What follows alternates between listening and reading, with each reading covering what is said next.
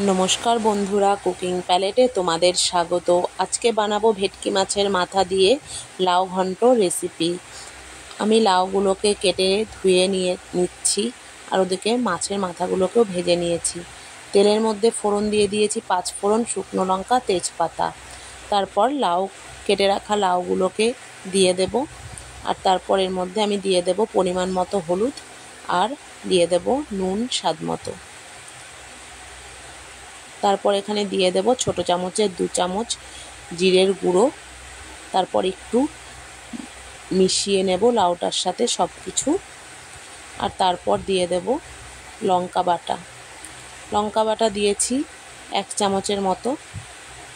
তারপর আমি ভেজে রাখা মাছের মাথাগুলো দিয়ে দিলাম, আর দিয়েছি 2 চামচ চিনি। তো রান্নাটা হয়ে গেছে বন্ধুরা। কারা কারা ভেটকি মাছের মাথা দিয়ে লাউ ঘন্ট খেয়েছো আমাকে কমেন্টসে জানিও। আর ভেটকি মাছের মাথা দিয়ে লাউ ঘন্টটা খুব ভালো লাগে, তোমরা ট্রাই করে দেখো যারা যারা যারা ট্রাই করোনি। তো রেডি হয়ে গেছে বন্ধুরা, নামিয়ে ফেলেছি। ভালো থেকো, সুস্থ থেকো। নমস্কার বন্ধুরা।